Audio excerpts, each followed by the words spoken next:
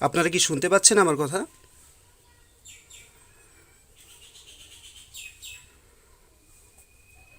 जी भाई।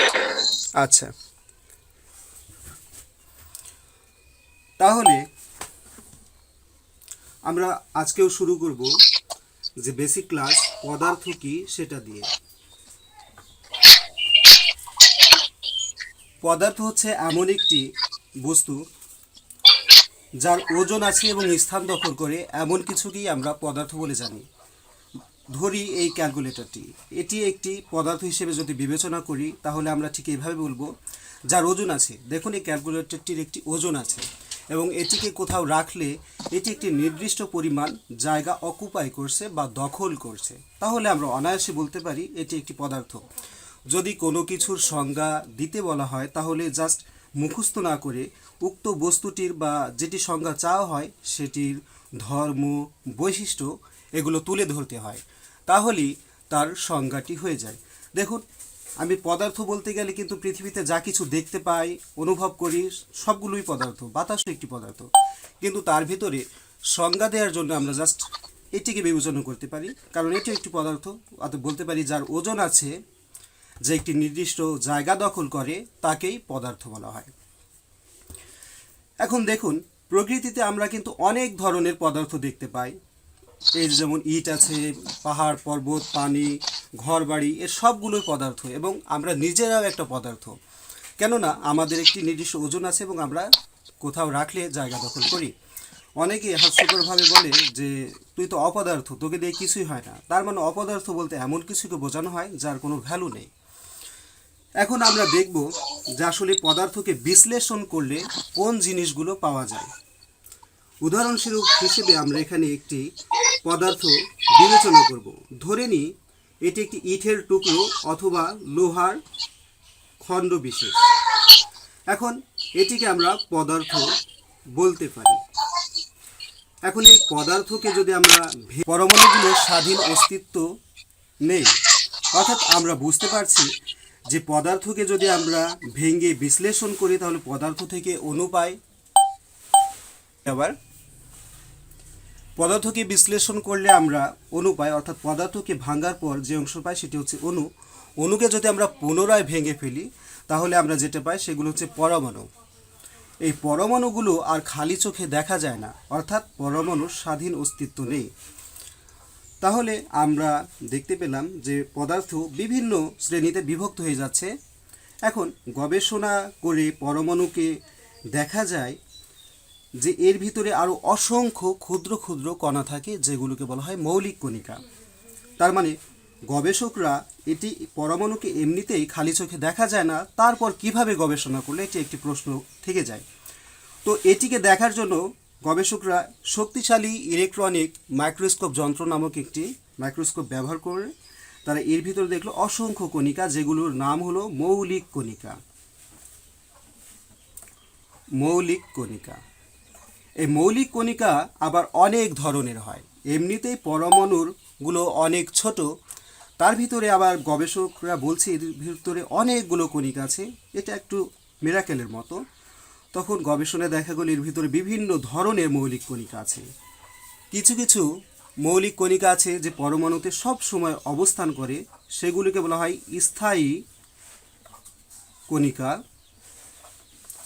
আর কিছু কিছু কণিকা দেখা যায় সবসময় থাকে না, মাঝে মাঝে থাকে, মাঝে মাঝে আসে। এরকম কণিকাগুলোকে বলা হয় অস্থায়ী কণিকা।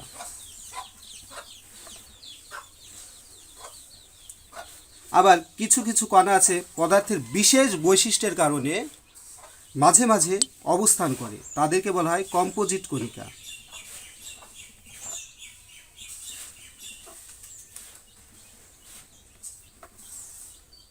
তাহলে আমরা দেখতে পেলাম যে মৌলিক কণিকা পরমাণুর ভিতরে তিন ধরনের হয়, একটি স্থায়ী কণিকা, আর একটা অস্থায়ী কণিকা, আর একটি হচ্ছে কম্পোজিট কণিকা। তাহলে আমরা শুরু থেকে যদি দেখি যে পদার্থকে বিশ্লেষণ করলে আমরা অণু পাই, অণুকে যদি আরও ভেঙে বিশ্লেষণ করি তাহলে পরমাণু পাই, যা খালি চোখে দেখা যায় না। এবং পরমাণুকে যদি আমরা আরও বিশ্লেষণ করি শক্তিশালী ইলেকট্রনিক মাইক্রোস্কোপ যন্ত্র দিয়ে দেখি তাহলে এর ভিতরে অসংখ্য মৌলিক কণিকা দেখতে পাই। এখন এখান থেকে একটা পরমাণু যদি নিয়ে আমরা বিশ্লেষণ করে দেখতে পাই এর ভিতরে কিছু স্থায়ী কণিকা থাকে, অস্থায়ী কণিকা থাকে এবং কম্পোজিট কণিকা থাকে। আপনারা এই পর্যন্ত বুঝতে পেরেছেন?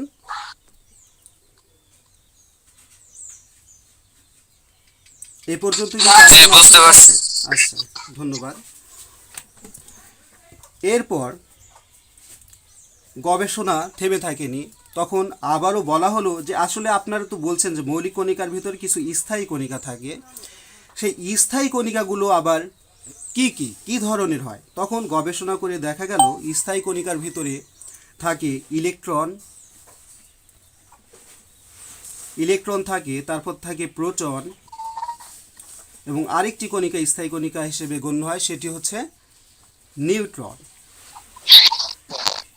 এই তিনটিকে আমরা এসএসসিতে যখন পড়েছি তখন সবাই হয়তো পড়েছি যে ইলেকট্রন, প্রোটন, নিউট্রন, কিন্তু শুরু থেকে এগুলো কিভাবে আসলো সেটি এই ভিডিওর মাধ্যমে অবশ্যই আপনারা ক্লিয়ার হয়ে গেলেন, তাই না?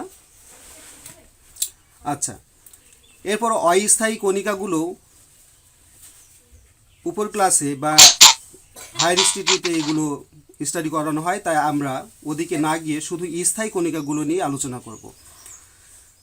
এখন এই স্থায়ী কণিকাগুলো একটি পদার্থে বা পরমাণুর ভিতরে কিভাবে থাকে এই নিয়ে অনেক বিজ্ঞানী অনেক ধরনের মডেল প্রকাশ করেছেন। তার ভিতরে রাদারফোর্ড নামে একজন বিজ্ঞানী তিনি একটি মডেল উপস্থাপন করেছিলেন, যার নাম ছিল রাদারফোর্ডের পরমাণু মডেল। তিনি বলেছেন পরমাণু কেন্দ্রে যেটি অবস্থান করে সেটিকে বলা হয় নিউক্লিয়াস, এবং নিউক্লিয়াস থেকে শক্তি স্তরগুলো ঠিক এইভাবে বিন্যস্ত থাকে। তখন বলা হলো ইলেকট্রনগুলো এই শক্তি স্তরে পরিভ্রমণরত অবস্থায় থাকে, কিন্তু পরবর্তীতে গবেষণায় দেখা গেল ইলেকট্রনগুলো যদি এই শক্তি স্তরে পরিভ্রমণরত অবস্থায় থাকে সেগুলো এক সময় এইভাবে আস্তে আস্তে কেন্দ্রে পতিত হবে, এবং এই ইলেকট্রনের তারপরে নিচেরটা করতে হলো, এটা বুঝিনি। মানে যে রাদারফোর্ডের পরমাণু মডেল পর্যন্ত বোঝেন নাই, তাই তো? হ্যাঁ, আচ্ছা আচ্ছা, এখন বলি, এখন তো শোনা যাচ্ছে, তাই না?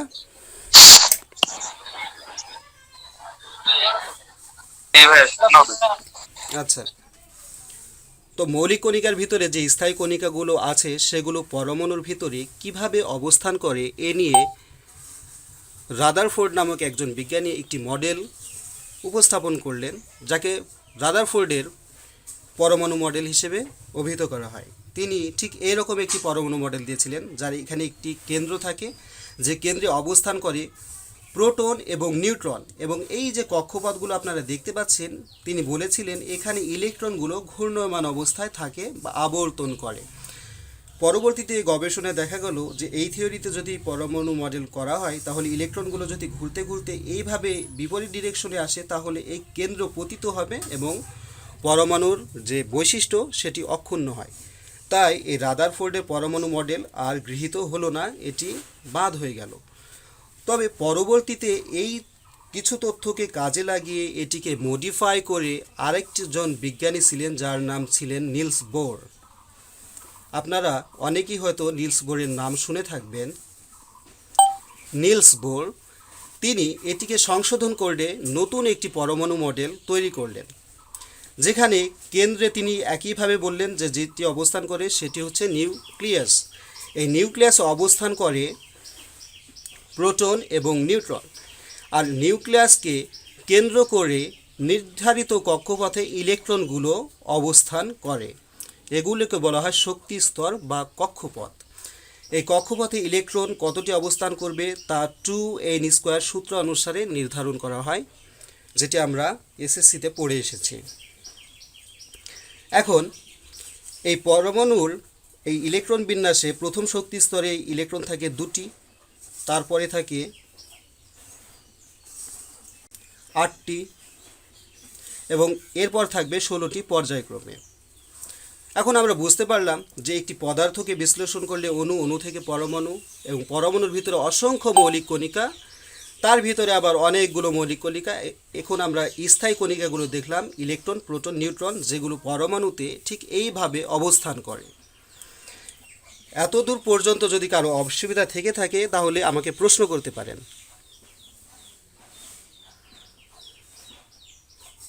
কারো কি অসুবিধা আছে? না স্যার। আচ্ছা, এরপর আমরা যে আমাদের মেইন টপিক ইঞ্জিনিয়ারিংয়ের সেখানে চলে যাব, কারণ আমরা হচ্ছে ইলেকট্রিক্যাল অথবা ইলেকট্রনিক্স ইঞ্জিনিয়ারিংয়ের ছাত্র। তাই আমাদের কাজ হবে বিভিন্ন ধরনের পরিবাহী পদার্থ বা কন্ডাক্টর নিয়ে কাজ করা। এখন সেই সব কন্ডাক্টর বা পরিবাহী পদার্থের ভিতরে ইলেকট্রনের ফ্লো বা ইলেকট্রনের প্রবাহগুলোকে কাজে লাগানো হবে, যাকে আমরা বিদ্যুৎ হিসেবে অভিহিত করি। সেগুলো আমরা পড়ব। সেজন্য এই বেসিকটুকু একটু দরকার ছিল, কেননা ইলেকট্রন, প্রোটন এবং নিউট্রনের অবস্থানগুলো সঠিকভাবে না বুঝতে পারলে সেগুলো আমরা বুঝতে পারবো না। এখন দেখুন, একটি পরমাণু যাকে খালি চোখেই দেখা যায় না, তার ভিতরে অসংখ্য মৌলিক কণিকা থাকে, তার ভিতরে আবার ইলেকট্রন, প্রোটন, নিউট্রন থাকে। তাহলে একটি অনেক বৃহৎ পরমাণুতে কতগুলো এরকম ইলেকট্রন, প্রোটন, নিউট্রন থাকতে পারে? অবশ্যই বুঝতে পারছেন, অনেকগুলো থাকবে। এখন কিছু কিছু মৌলের পরমাণুর ইলেকট্রন বিন্যাস করলে দেখা যায় যাদের শেষ কক্ষপথে একটি ইলেকট্রন থাকে, অথবা দুটি থাকে, অথবা তিনটি থাকে, তারা সাধারণত উত্তম পরিবাহী পদার্থ হিসেবে বিবেচিত হয়। আমি আবারও বলছি, যেমন সোডিয়ামের পারমাণবিক সংখ্যা হচ্ছে 11, যেটি আমরা সকলেই জানি। এর ইলেকট্রন বিন্যাস করলে প্রথম শক্তি স্তরে ইলেকট্রন থাকে 2টি, তারপর 8টি, তারপর কয়টি থাকে? 1টি। অর্থাৎ আমি বললাম, যাদের ইলেকট্রন বিন্যাস করে শেষ কক্ষপথে একটি ইলেকট্রন থাকবে, অথবা 2টি ইলেকট্রন থাকবে, অথবা 3টি ইলেকট্রন থাকবে, তারা সাধারণত উত্তম পরিবাহী পদার্থ হিসেবে ব্যবহৃত হয়। আপনারা কি বুঝতে পেরেছেন এই পর্যন্ত?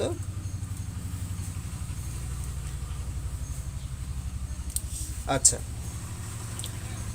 এরপর আমরা দেখব আসলে একটি পরিবাহীতে তাহলে কারেন্ট কিভাবে ফ্লো হয় সে সম্পর্কে। এখন সোডিয়ামের ইলেকট্রন বিন্যাস যদি আমরা করি তাহলে হয় প্রথম শক্তি স্তরে 2টি ইলেকট্রন, এর পরের শক্তি স্তরে ইলেকট্রনের পরিমাণ হবে 8টি, এবং তৃতীয় শক্তি স্তর বা শেষ শক্তি স্তরে ইলেকট্রনের পরিমাণ হবে 1টি। এখন আমরা বুঝতে পারলাম যে সোডিয়াম একটি উত্তম পরিবাহী পদার্থ এবং এটি একটি ধাতু। তাই এর শেষ কক্ষপথে যে ইলেকট্রনটি আছে সে অনায়াসে এই ইলেকট্রনটি দান করে দিতে পারে। তাই এই ইলেকট্রনকে এই শেষ কক্ষ স্তর থেকে স্থানান্তরিত করতে একটি শক্তি প্রয়োগ করতে হয়, যে শক্তিকে বলা হয় তড়িৎ চুম্বকীয় বল। এই তড়িৎ চুম্বকীয় বলটি কি সেটি আমরা একটু পরে আরও ক্লিয়ার হব, এখন না বুঝতে পারলেও। এখন আমি মেইন কনসেপ্টে যাচ্ছি।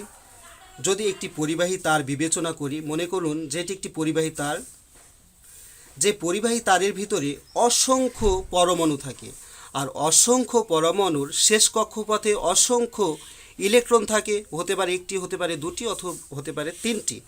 তাহলে এগুলোকে অনেকে যোজনী ইলেকট্রন বা ফ্রি ইলেকট্রন বা মুক্ত ইলেকট্রন হিসেবেও অভিহিত করে। তার মানে পরমাণুর শেষ কক্ষপথে যে সকল ইলেকট্রনগুলো অবস্থান করে তাদেরকে বলা হয় মুক্ত ইলেকট্রন। মুক্ত ইলেকট্রন। এখন এগুলোকে মুক্ত ইলেকট্রন এই জন্য বলা হয় কারণ এই সকল ইলেকট্রনগুলো বা পরমাণুর শেষ কক্ষপথের ইলেকট্রনগুলো নিউক্লিয়াসের সাথে খুব দুর্বল শক্তি দ্বারা আবদ্ধ থাকে। এদেরকে সামান্য পরিমাণ বল প্রয়োগ করলে এগুলো মুক্ত হয়ে যায়। তাই এই সব শেষ কক্ষপথের ইলেকট্রনগুলোকে বলা হয় মুক্ত ইলেকট্রন। তাহলে আমরা বুঝতে পারছি একটি পরিবাহী পদার্থের ভিতরে অসংখ্য মুক্ত ইলেকট্রন বিরাজ করে। যে মুক্ত ইলেকট্রনগুলোকে সামান্য বল প্রয়োগ যদি আমরা করি, তাহলে সেই ইলেকট্রনগুলো পরিবাহীর ভিতর দিয়ে প্রবাহিত হতে শুরু করে। যখন বল প্রয়োগের ফলে পরিবাহীর ভিতর দিয়ে এই মুক্ত ইলেকট্রনগুলো প্রবাহিত হতে শুরু করে, তখনই আমরা বলি যে কারেন্টের প্রবাহ হচ্ছে। অর্থাৎ আমরা যদি কারেন্টের সংজ্ঞা দিতে চাই তাহলে আমরা বলবো কোনো পরিবাহীর ভিতরে কারেন্ট হলো ইলেকট্রন প্রবাহের হার, অর্থাৎ পরিবাহীর ভিতরের ইলেকট্রনের প্রবাহকেই বলা হয় কারেন্ট। আপনারা কি বুঝতে পেরেছেন তাহলে কারেন্টটি আসলে কি? জি স্যার, জি স্যার। গুড। অনেকে সংজ্ঞাটা বুঝতে পারে না, যে বইতে লেখা থাকে যে ইলেকট্রন প্রবাহের হারকেই কারেন্ট বলে। আসলে ইলেকট্রনের প্রবাহটা কিভাবে হয় সেটি এই বেসিক কনসেপ্ট থেকে অতি সহজেই বোঝা যায়, এবং যেটি মুখস্থ করা অতটা প্রয়োজন হয় না। এখন আমরা দেখতে পাচ্ছি যে এই ইলেকট্রনগুলোকে যদি আমরা প্রবাহিত করতে চাই, একটি বল প্রয়োগ করা লাগছে। এই বলটি আসলে হচ্ছে ভোল্টেজ। ভোল্টেজ তার মানে এই ইলেকট্রনগুলো পরিবাহীর ভিতরে প্রাথমিক অবস্থায় স্থির থাকে। সেই ইলেকট্রনগুলোকে যদি আমরা প্রবাহিত করতে চাই, একটি বল প্রয়োগ করা লাগে, যেটিকে আমরা ভোল্টেজ বলি বা বৈদ্যুতিক চাপ বলি। তাহলে আমরা ভোল্টেজকে, কোনোর ভিতরে অসংখ্য মুক্ত ইলেকট্রন থাকে। মুক্ত ইলেকট্রনের অবস্থান হচ্ছে শেষ কক্ষপথে। আর কোনো একটি পদার্থে কারেন্টকে প্রবাহিত করার জন্য এই মুক্ত ইলেকট্রনগুলোই আসলে কাজ করে। তাহলে একটি ক্ষুদ্র পরমাণু, যাকে এমনিতেই খালি চোখে দেখা যায় না, তাহলে একটি বৃহৎ যদি পরমাণু পদার্থ বিবেচনা করি, তার মানে এর ভিতরে অসংখ্য পরমাণু বিদ্যমান থাকে, এবং অসংখ্য পরমাণুতে আবার অসংখ্য মুক্ত ইলেকট্রন বিদ্যমান থাকবে। তাহলে যদি আমরা এটি একটি পরিবাহী তার হিসেবে বিবেচনা করি, যেটি অবশ্যই একটি পরিবাহী পদার্থ হবে, যার ভিতরে অসংখ্য বা অনেক পরিমাণ মুক্ত ইলেকট্রন বিরাজ করবে। এখন এই মুক্ত ইলেকট্রনগুলোকে যদি আমরা একটি বল প্রয়োগ করে প্রবাহিত করিয়ে দিই, যে কোনো একদিকে ধাবিত করিয়ে দিই, তাহলে একে বলা হয় ইলেকট্রন প্রবাহ। একে বলা হয় ইলেকট্রন প্রবাহ। আর ভালোভাবে বলতে গেলে হয় ইলেকট্রন প্রবাহকেই বলা হয় কারেন্ট, বা ইলেকট্রনের প্রবাহের হারকে বলা হয় কারেন্ট। বুঝতে পারলেন এটি? আচ্ছা, এখন এই ইলেকট্রনগুলো প্রাথমিক অবস্থায় প্রবাহিত হতে চায় না। এর জন্য একে একটি বাহ্যিকভাবে বল প্রয়োগ করার প্রয়োজন পড়ে, যে বলটিকে বলা হয় ভোল্টেজ, অর্থাৎ বৈদ্যুতিক চাপকে ভোল্টেজ বলে। বৈদ্যুতিক চাপকে ভোল্টেজ বলে। তাহলে ভোল্টেজের কাজ কি? ভোল্টেজের কাজই হলো যে ইলেকট্রনগুলোকে প্রবাহিত করার জন্য একটি চাপ প্রয়োগ করা। সেটি হলো আসলে ভোল্টেজের কাজ। এই ভোল্টেজটি আমরা পরবর্তীতে যখন ডিসি সার্কিট বা এসি সার্কিট পড়ব, তখন ভোল্টেজ দেখলে বুঝতে পারবো আসলে ভোল্টেজের কাজ একটি বৈদ্যুতিক চাপ তৈরি করা। আর এই বৈদ্যুতিক চাপটা কী কাজে লাগে? এই পরিবাহীর ভিতরে যে মুক্ত ইলেকট্রনগুলো থাকে, সেগুলোকে প্রবাহিত করানোর জন্য এই ভোল্টেজ বা বৈদ্যুতিক চাপটি ব্যবহার করা হয়। এখন আমরা বুঝতে পারলাম যে বৈদ্যুতিক চাপকে ভোল্টেজ বলে, এবং পরিবাহীর ভিতরে ইলেকট্রন প্রবাহের হারকে বলা হয় কারেন্ট।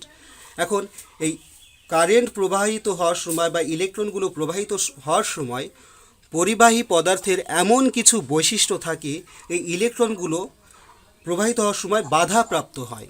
তার মানে কারেন্ট প্রবাহের সময় কারেন্টকে যেটি বাধা প্রদান করে তাকে বলা হয় রোধ। রোধ তার মানে রোধের কাজ হলো কারেন্টকে বাধা প্রদান করা, আর ভোল্টেজের কাজ হলো কারেন্টকে ধাক্কা দেওয়া, অর্থাৎ কারেন্টকে প্রবাহিত করানো হচ্ছে ভোল্টেজের কাজ। আর রোধের কাজ হলো কারেন্টকে বাধা প্রদান করা। তার মানে আপনারা কারেন্ট, ভোল্টেজ এবং রোধ এই তিনটি বুঝতে পেরেছেন। একটু রেসপন্স করবেন, নাহলে আমি ডিসকানেক্ট হয়ে যাচ্ছি কি না হয়ে যাচ্ছি বুঝতে পারছি না, নেটের একটু প্রবলেম আছে। আর আমি মনে হয় 4-5 দিন পর গাজীপুরে চলে যাব, কারণ আমার ডুয়েটে থিসিস চলছে, ওখানে ফ্রেন্ডের সাথে গ্রুপ স্টাডি করতে হবে। তখন ওখানে ম্যাসে স্ট্রং ওয়াইফাই লাইন থাকবে, তখন ক্লাস নিতে গেলে মনে হয় না এই সমস্যা, নেটজনিত যে সমস্যা সেগুলো থাকবে। ঠিক আছে ভাই, বাড়িতে যে 2-3 দিন থাকবো, এই কয়েকদিন হয়তো আপনাদের একটু প্রবলেম হতে পারে নেটওয়ার্কের কারণে। আচ্ছা, এখন পরিবাহীর যে বৈশিষ্ট্য কারেন্ট প্রবাহিত হতে বাধা দেয় তাকে বলা হয় রোধ। তাহলে আমরা বুঝতে পারলাম যে কারেন্ট, ভোল্টেজ এবং রোধ কি। এখন শুরু থেকে আমার খাতায় যে যতগুলো লেখা আছে, এর ভিতরে যদি কোনো ভাই কোনো জায়গায় বুঝতে না পারেন, তাহলে নির্দ্বিধায় বলতে পারেন, আমি পড়াগুলো আবার রিপিট করতে প্রস্তুত আছি।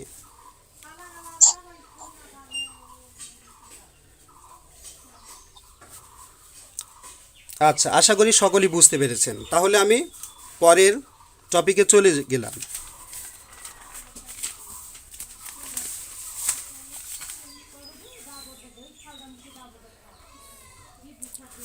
আচ্ছা, আপনাদের মনের ভিতরে কি প্রশ্ন আসে না যে পরিবাহী পদার্থ অবস্থান ভেদে পদার্থকে তিন ভাগে ভাগ করা যায়, কঠিন, তরল, বায়বীয়। কিন্তু এই ভাগগুলো আমাদের কোনো দরকার নেই, কেননা আমরা ইঞ্জিনিয়ারিংয়ের ছাত্র। তাই পদার্থের এমন বৈশিষ্ট্যগুলো আমরা ব্যবহার করব যেখান থেকে আমরা নিরবচ্ছিন্নভাবে কারেন্টকে প্রবাহিত করতে পারবো। তাই পদার্থকে পরিবাহিতার উপর ভিত্তি করে তিন ভাগে ভাগ করা হয়।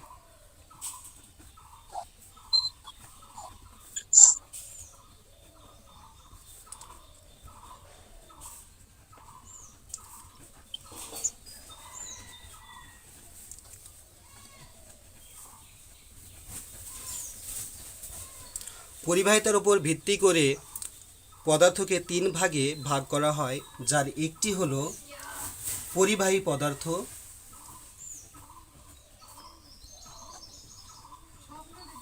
যার ইংরেজি একটা নাম আছে, যেটিকে আমরা যখন পড়াশোনা করব তখন আমরা একটিকে পাবো কন্ডাক্টর নাম হিসেবে, কন্ডাক্টর। তারপর আছে অপরিবাহী পদার্থ,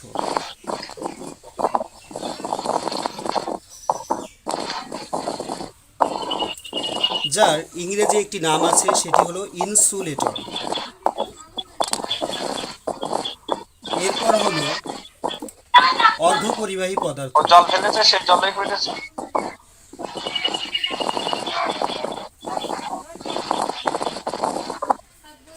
যার নাম হলো সেমি কন্ডাক্টর, ইংরেজি নাম।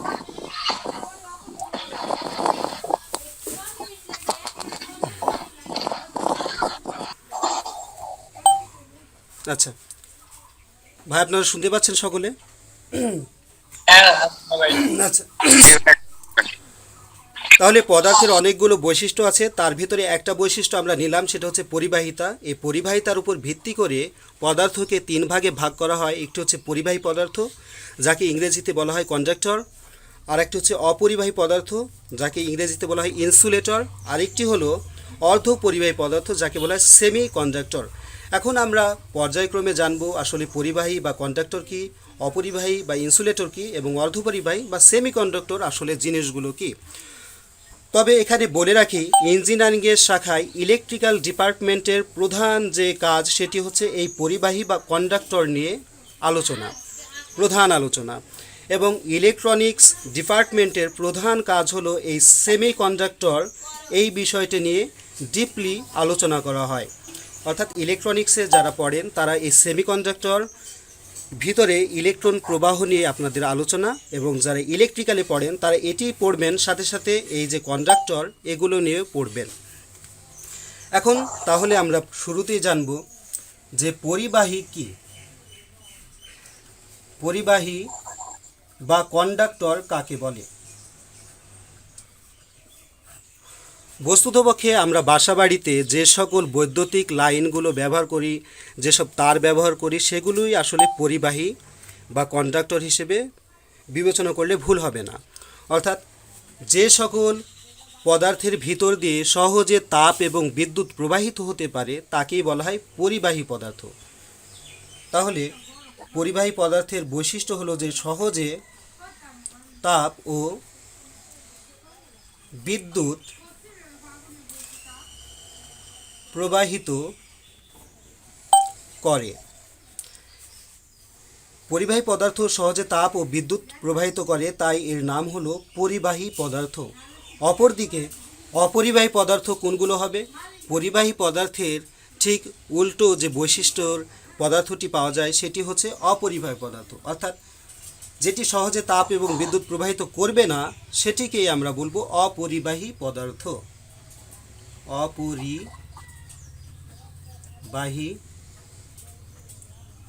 পদার্থ অর্থাৎ এটি সহজে তাপ ও বিদ্যুৎ প্রবাহিত করে না। আপনারা কি এই দুইটি সহজভাবে বুঝতে পেরেছেন? হ্যাঁ ভাই, পারছি। আচ্ছা, ধন্যবাদ। এরপর 3 নম্বরে যেটি আছে সেটি হচ্ছে যে অর্ধ পরিবাহী। অর্ধ পরিবাহী, দেখুন নাম থেকে আমরা বুঝতে পারছি যে অর্ধ, যার আরেকভাবে বললে হয় অর্ধেক। তার মানে এমন কিছু পদার্থ আছে যার পরিবহন ক্ষমতা হবে অর্ধেক। কিসের পরিবহন ক্ষমতা অর্ধেক হবে? পরিবাহী পদার্থের অর্ধেক পরিবহন ক্ষমতা সম্পন্ন যে সকল পদার্থ আছে তাকেই বলা হয় অর্ধ পরিবাহী। আবার ভালোভাবে বললে হয় যে সকল পদার্থের পরিবহন ক্ষমতা কন্ডাক্টর এবং ইনসুলেটরের মাঝামাঝি, অথবা যে সকল পদার্থের পরিবহন ক্ষমতা পরিবাহী এবং অপরিবাহীর মাঝামাঝি তাদেরকে বলা হয় অর্ধ পরিবাহী পদার্থ। কোনো কনফিউশন আছে? ভাইয়া, জি আমি বলুন। কি ভাই কোনো প্রশ্ন করতে পারি এখানে? জি ভাই, অবশ্যই বলুন। আমার ভাইয়া, আমি ভাইয়া এইখানে হয়েছে আমার বইয়ের ভিতরে যেটা আছে অর্ধপরিবাহী পদার্থের মধ্যে দেওয়া আছে, অর্ধপরিবাহী পদার্থের মধ্যে দিয়ে খুব সহজে বিদ্যুৎ প্রবাহিত হতে পারে না, বা অথবা প্রবাহিত হওয়ার সময় প্রচন্ড বাধার সম্মুখীন হয়, এদেরকে অপরিবাহী পদার্থ হ্যাঁ, বলে। অপরিবাহী আর পদার্থ। ভাই অর্ধপরিবাহী পদার্থের যেখানে সেখানে যে সকল পদার্থের মধ্য দিয়ে আংশিক ভাবে বিদ্যুৎ প্রবাহিত হতে পারে বা প্রবাহিত হওয়ার সময় কিছু কিছু বাধার সম্মুখীন হয়, এদেরকে অর্ধপরিবাহী পদার্থ বলে। ভাই দুইটা প্রায় সেম হয়ে যায় একটু। আচ্ছা, আমি আবার শুরু থেকে একটু বলবো, আপনি মনোযোগ সহকারে এটি শুনবেন, ঠিক আছে? দেখুন, আমি পরিবাহী বা কন্ডাক্টর পদার্থে লিখেছি যে সহজে তাপ এবং বিদ্যুৎ প্রবাহিত করে। তার মানে পরিবাহী পদার্থে সহজে তাপ ও বিদ্যুৎ প্রবাহিত হবে। এখন অপরিবাহী পদার্থে আমি দিয়েছি এখানে ডট ডট দিয়ে, যেটি সহজে তাপ ও বিদ্যুৎ প্রবাহিত করে না। দেখতে পাচ্ছেন এখানে আপনি? জি ভাই, রাইট। আচ্ছা, অপরিবাহী পদার্থ বা ইনসুলেটর যেগুলো সহজে তাপ এবং বিদ্যুৎ প্রবাহিত করে না। আচ্ছা, উদাহরণ দিলে আপনারা খুবই ক্লিয়ার হবেন যে পরিবাহী পদার্থ সহজে তাপ ও বিদ্যুৎ প্রবাহিত করে। এখন পরিবাহী পদার্থ কোনগুলো? সকল ধরনের ধাতু আসলে উত্তম পরিবাহী। এখন আপনারা ধাতুগুলো চিনবেন কিভাবে, আর কোনগুলোই বা পরিবাহী পদার্থ হবে আমরা কিভাবে বুঝবো, এই নিয়ে কিন্তু অনেক কনফিউশন বিরাজ করে অনেকের মাঝে, তাই না ভাই? এখন সেজন্য আপনাদের আমি পরিবাহী চেনার উপায় একটু দেখিয়ে দিচ্ছি যে পরিবাহী পদার্থ কিভাবে চিনব। পরিবাহী চেনার উপায়। আচ্ছা, এক, পৃথিবীতে যত প্রকার ধাতু আছে তার সবগুলোই হচ্ছে পরিবাহী পদার্থ হিসেবে বিবেচিত হবে। এখন প্রশ্ন হলো, তাহলে আবার ধাতু কি? যে সকল পদার্থ খুব চকচকে, যেগুলোকে আঘাত করলে ঠন ঠন শব্দ হয় এবং সহজে তাপ এবং বিদ্যুৎ প্রবাহিত হয়, সেগুলোকে ধাতু বলা হয়। আর আমরা যারা এসএসসিতে সায়েন্সে ছিলাম তারা সহজেই বুঝতে পারবো যে পর্যায় সারণীতে অনেকগুলো মৌল থাকে। যে সকল মৌলের নামের শেষে আম কথাটি যুক্ত থাকে সেগুলো সাধারণত ধাতু হিসেবে বিবেচিত হয়। দেখুন, আমরা পড়েছি সোডিয়াম। সোডিয়াম, এই যে শেষে আম কথাটি আছে তাই সোডিয়াম একটি ধাতু। এরপর আমরা পড়েছি ম্যাগনেসিয়াম। দেখুন, আম কথাটি যুক্ত আছে শেষে, তাই ম্যাগনেসিয়ামও একটি ধাতু। এরপর আমরা পড়েছি অ্যালুমিনিয়াম, তার মানে অ্যালুমিনিয়ামও একটি ধাতু। অর্থাৎ এই সকল মৌলগুলো বা পদার্থগুলো আসলে উত্তম পরিবাহী পদার্থ হিসেবে বিবেচিত হয়। আচ্ছা, এটি বুঝতে পারলেন পরিবাহী কীভাবে চিনবেন? গুড। এরপর পরিবাহী পদার্থ চেনার আরেকটি খুব সহজ এবং সুন্দর নিয়ম আছে, সেটি হচ্ছে ইলেকট্রন বিন্যাসের মাধ্যমে। তবে যারা ইলেকট্রন বিন্যাস পারেন না তারা একটু বুঝতে কষ্ট হবে। ইলেকট্রন বিন্যাসের মাধ্যমেও আমরা পরিবাহী পদার্থ, অপরিবাহী পদার্থ এবং কোনটি অর্ধপরিবাহী পদার্থ অতি সহজে জেনে যাব। আমরা পর্যায়ক্রমে সেগুলো দেখব যে ইলেকট্রন বিন্যাসের মাধ্যমে কিভাবে চিনব যে পরিবাহী পদার্থ। এখন আমরা এখানে সোডিয়ামের ইলেকট্রন বিন্যাস করে দেখব। সোডিয়ামের পারমাণবিক সংখ্যা হলো 11। এখন এর যদি আমরা ইলেকট্রন বিন্যাস করি তাহলে প্রথম শক্তি স্তরে থাকে 2টি ইলেকট্রন, পরের শক্তি স্তরে থাকে 8টি ইলেকট্রন এবং শেষ শক্তি স্তরে থাকে 1টি ইলেকট্রন। অর্থাৎ বুঝতে পারছি যে ইলেকট্রন বিন্যাস করে এরপরে দেখব যে ম্যাগনেসিয়ামের পারমাণবিক সংখ্যা হচ্ছে 12, ইলেকট্রন বিন্যাস করলে হবে 2, 8, 2। এরপর অ্যালুমিনিয়ামের হচ্ছে 13, এর ইলেকট্রন বিন্যাস করলে হবে 2, 8, 3। এখানে বলা হয়েছে যে সোডিয়াম, ম্যাগনেসিয়াম, অ্যালুমিনিয়াম তিনটাই উত্তম পরিবাহী পদার্থ বা ধাতু। তার মানে এদের ইলেকট্রন বিন্যাসগুলো আপনারা যদি খেয়াল করেন তাহলে দেখুন যে শেষ কক্ষ পথে বা শেষ শক্তি স্তরে সোডিয়ামের আছে 1টি, ম্যাগনেসিয়ামের আছে 2টি এবং অ্যালুমিনিয়ামের শেষ শক্তি স্তরে আছে কয়টি? 3টি ইলেকট্রন বিদ্যমান। অর্থাৎ যে সকল মৌলের ইলেকট্রন বিন্যাস করে শেষ কক্ষপথে 1টি, 2টি অথবা 3টি ইলেকট্রন থাকবে তারাই সাধারণত উত্তম পরিবাহী বা ধাতু হিসেবে গণ্য হবে। আচ্ছা, এটি বুঝতে পারলেন?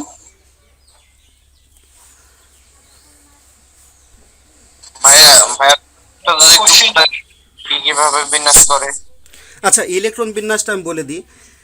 ইলেকট্রন বিন্যাস করার জন্য আমাদের পর্যায় সারণী থেকে যে পারমাণবিক সংখ্যা বলে একটি সংখ্যা থাকে, যেমন সোডিয়ামের পারমাণবিক সংখ্যা 11, এটি কি জানেন আপনারা? আচ্ছা, 11। এখন এই ইলেকট্রন বিন্যাসটি আমি কিভাবে করেছি, অনেকের এটি কনফিউশন। এটি করেছি আমরা 2n² সূত্র অনুসারে, অর্থাৎ প্রথম শক্তি স্তরে কয়টি ইলেকট্রন থাকবে তার জন্য আমরা এখানে n এর মান 1 বসাবো প্রথম শক্তি স্তরের জন্য। তাই 2 গুণ 1², যেটিকে হিসাব করলে কত হবে? 2 হবে। তার মানে প্রথম শক্তি স্তরে সর্বোচ্চ ইলেকট্রন থাকতে পারে 2টি। তাই আমরা সোডিয়ামের যদি ইলেকট্রন বিন্যাস করি, এই যে প্রথম শক্তি স্তরে সোডিয়ামের ইলেকট্রন আমরা কয়টি বসিয়ে দিব? 2টি বসিয়ে দিলাম। ঠিক আছে ভাই, বুঝতে পেরেছেন এই পর্যন্ত? ভাই একটা কোশ্চেন ছিল। আচ্ছা বলেন। এই যে শেষ কক্ষপথে ইলেকট্রনের সংখ্যা যত কম হবে বিদ্যুৎ পরিবাহী। ভাইয়া আবার একটু হ্যাঁ বলুন। আবার বলবো? জি ভাই, একজন একজন করে শেষ বলুন। শেষ কক্ষপথে ইলেকট্রন বিন্যাসের শেষ কক্ষপথ আছে, সেই শেষ কক্ষপথে ইলেকট্রনের সংখ্যা যদি কম হয় তাহলে সেক্ষেত্রে কি বিদ্যুৎ পরিবাহিতা বেশি হবে? হ্যাঁ, যদি শেষ মানে কক্ষপথে যত- ইলেকট্রন যদি একটি থাকে তার মানে বুঝতে হবে যে তার মুক্ত ইলেকট্রন সংখ্যা একটি আছে। এখন একটি ইলেকট্রনকে তার শেষ কক্ষপথে স্থানান্তরিত করতে খুব কম পরিমাণ বৈদ্যুতিক চাপের প্রয়োজন হয়, তার মানে তার পরিবহন ক্ষমতা বেশি, এটা বলা যায়। আচ্ছা, আপেক্ষিক রোধের সাথে কি পরিবাহিতার কোনো সম্পর্ক আছে? হ্যাঁ, আপেক্ষিক রোধের সাথে পরিবাহিতার সম্পর্ক আছে, কারণ প্রকৃতিতে ধাতুর সক্রিয়তা সিরিজ নামে একটি জিনিস মানুষ গবেষণা করে পেয়েছে। এর অর্থ হলো বিভিন্ন ধরনের পদার্থের নিজস্ব বাধাধানের ক্ষমতা বিভিন্ন রকম। যেমন আপনি যদি পরিবাহী তার হিসেবে সোনা ব্যবহার করেন, গোল্ড, তাহলে এটি উত্তম পরিবাহী বা এতে কারেন্ট প্রবাহিত হওয়ার সময় কোনো বাধা পাবে না।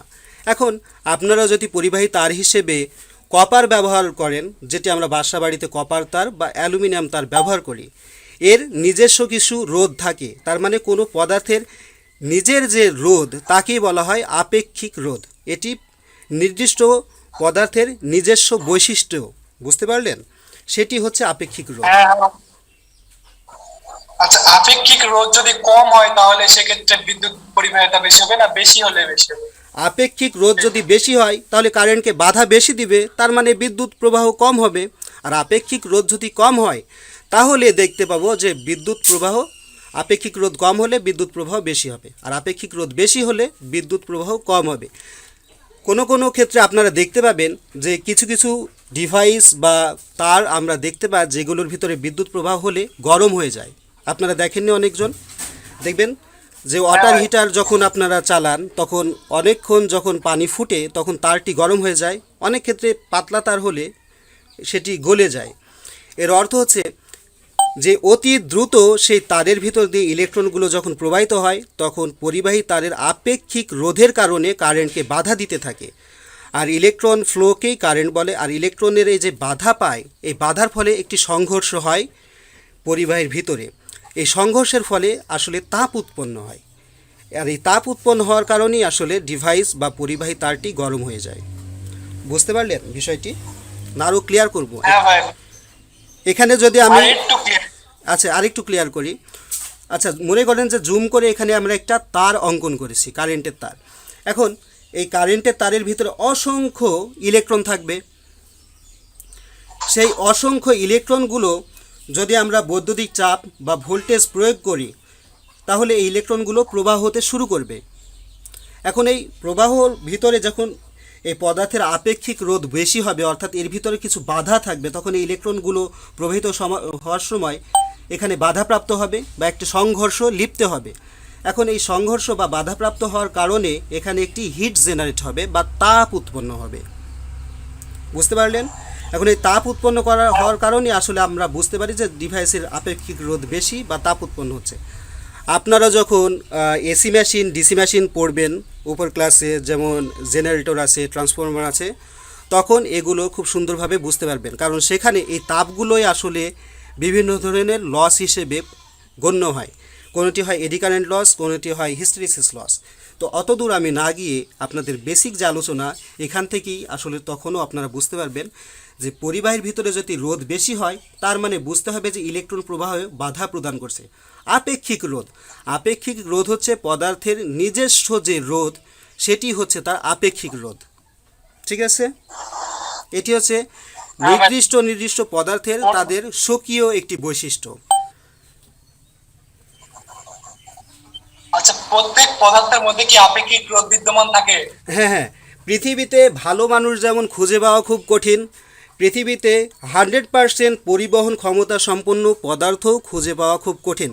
প্রত্যেকটি পদার্থের ভিতরেও আপেক্ষিক রোধ থাকে। যদি আপেক্ষিক রোধ না থাকতো তাহলে আমরা বলতে পারতাম যে 100% পরিবহন ক্ষমতা সম্পন্ন।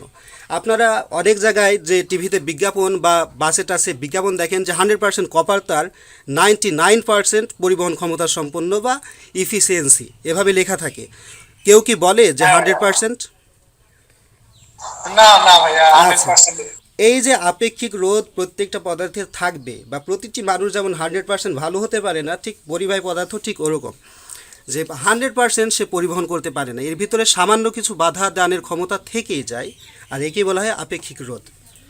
আশা করি বিষয়টি ক্লিয়ার হয়েছে। হ্যাঁ ভাইয়া, ক্লিয়ার হয়েছে। আচ্ছা, ধন্যবাদ। এরপরে কারো সমস্যা কোথায় ছিল বলুন?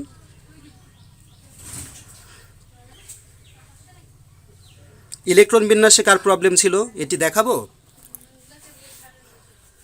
স্যার এটা একটু দেখান। আচ্ছা, দেখাচ্ছি। আচ্ছা, মনে করুন আমি সোডিয়ামের ইলেকট্রন বিন্যাস করব। সোডিয়ামের পারমাণবিক সংখ্যা আমাকে সেজন্য জানা লাগবে।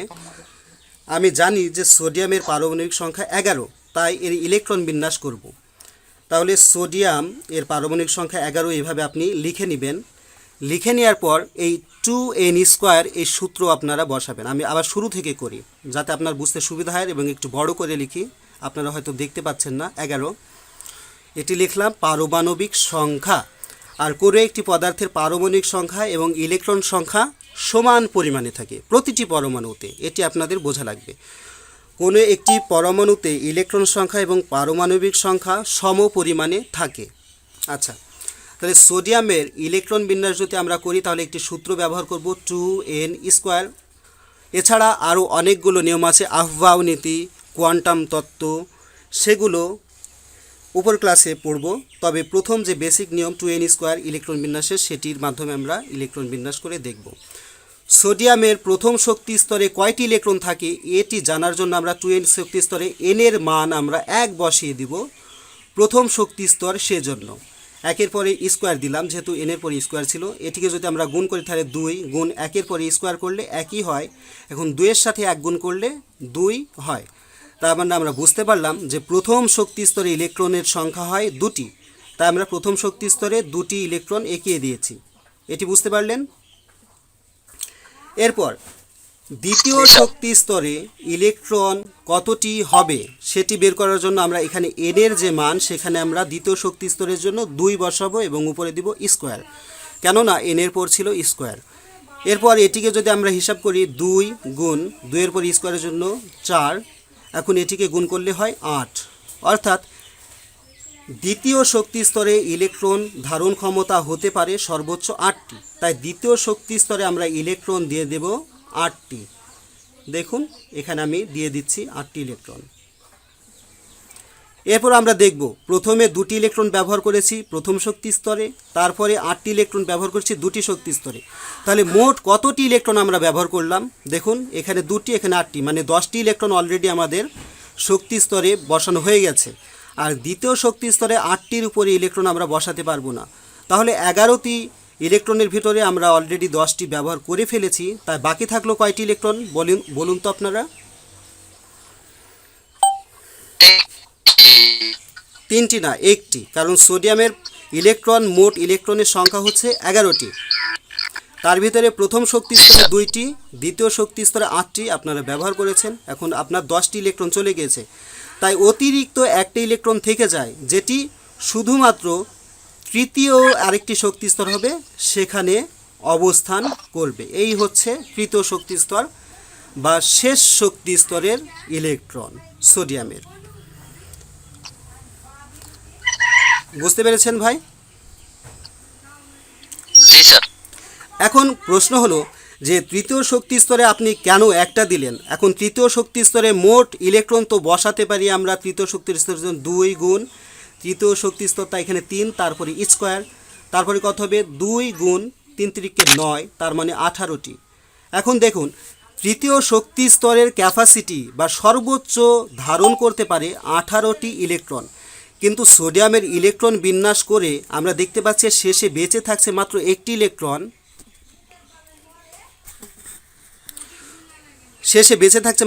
ইলেকট্রন। তাই এই একটি ইলেকট্রনকে আমরা বাধ্য হয়ে শেষ কক্ষপথে অবস্থান করেছি। এবং সোডিয়ামের শেষ কক্ষপথে যদি 10টি থাকতো তা আমরা বাধ্য এখানে 10টি দিয়ে দিতাম।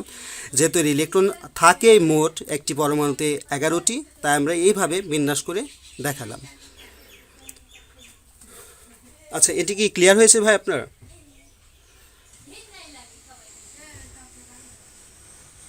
হ্যালো,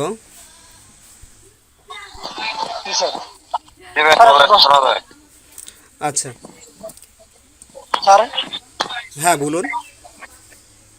স্যার বলতেছিলাম স্যার, আমরা কোনো সময় আমি মানে কোনো ইলেকট্রনের সংখ্যা আমি জানলাম না, কিন্তু কিভাবে বের করবো স্যার, এটা একটু বলে দিলে ভালো হয়েছে।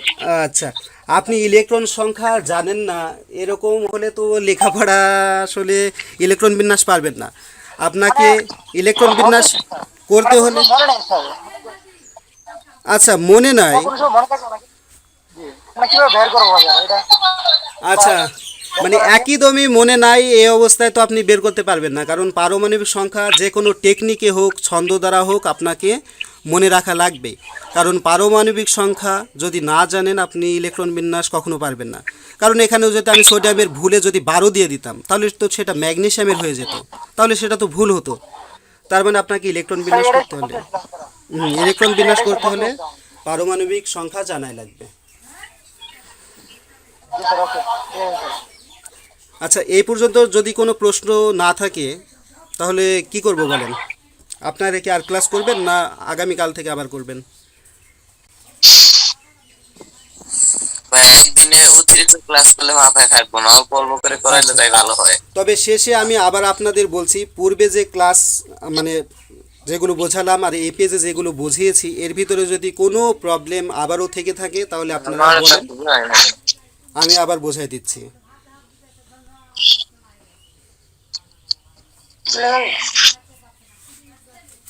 আচ্ছা, আশা করি আপনাদের কোনো প্রবলেম নাই। যদি প্রবলেম না থাকে এগুলোই প্র্যাকটিস করুন। আর যদি মনে হয় যে ভাই যেটা বোঝাইছে সেটা তো মনে নাই, যদি আপনারা এই যে এটা আমি রেকর্ড করে রেখেছি, যদি আপনাদের লাগে তাহলে মেসেঞ্জারে বলবেন, আমি আপনাদের এটা গুগল ড্রাইভে শেয়ার করে দিতে পারবো, ঠিক আছে? ওকে ভাইয়া। আচ্ছা, যদি লাগে তখন আমাকে মেসেজ করেন, আমি দিয়ে দিব। আচ্ছা, যদি তাই হয় তাহলে আজকের ক্লাস এ পর্যন্ত করি। আর ক্লাসে কিন্তু পার্টিসিপেন্ট অনেক কম, দেখুন এখন মাত্র কয়জন, 4 জন আছেন আপনারা। একটু উপস্থিত সংখ্যা বেশি হলে ইনকারেজটা বেশি আসে আর কি। আচ্ছা, যাই হোক, সমস্যা নাই, যদি 5 জন হয় 5 জনকে আপনাদের বেসিকটা ক্লিয়ার করে দেবো ইনশাল্লাহ, সমস্যা নেই। তাহলে আজকের ক্লাস এই পর্যন্তই, ঠিক আছে? লিভ নিলাম। আচ্ছা, ধন্যবাদ। আসসালামু আলাইকুম। ওয়ালাইকুম আসসালাম। আসসালামু আলাইকুম স্যার, আল্লাহ ওয়ালাইকুম ভালো থাকেন। আসসালামু আলাইকুম স্যার। ওয়ালাইকুম আসসালাম।